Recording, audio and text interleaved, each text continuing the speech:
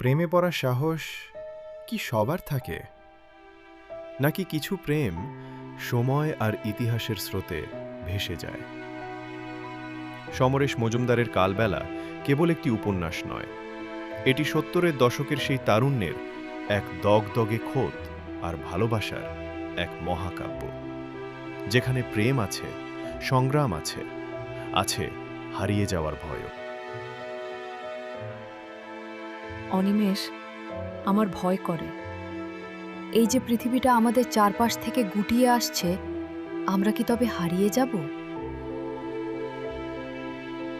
কখনো ভালোবাসার সবচেয়ে বড় ভয় হারিয়ে ফেলা নয়, একসাথে হারিয়ে যাওয়ার আশঙ্কা। ভালোবাসা মানেই কি জয় করা? কখনো কখনো ভালোবাসার মানে হলো দূরে থেকে নিজেকে বিলিয়ে দেওয়া। সব ভালোবাসা কাছে টানে না, কিছু ভালোবাসা দূরে থেকেও পূর্ণ হয়। মানুষের যখন সময় খারাপ যায়, তখন তার ছায়াটাও তাকে ছেড়ে যেতে চায়।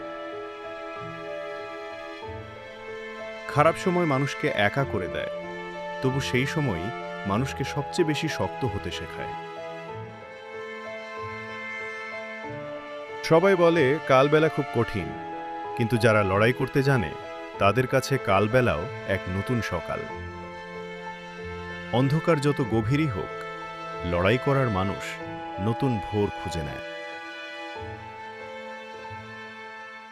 ইতিহাস কেবল যুদ্ধের গল্প বলে না, ইতিহাস বলে সেই সব মানুষের গল্প যারা নিজেদের ভালোবাসা বিসর্জন দিয়ে দেশের জন্য লড়েছে। কিছু মানুষ নিজেদের স্বপ্ন হারিয়ে ইতিহাসের অংশ হয়ে যায়। অনিমেষ আর মাধবীলতার সম্পর্ক এ কি শুধু ভালোবাসার গল্প, নাকি সংগ্রাম, সময় আর ত্যাগের গল্প?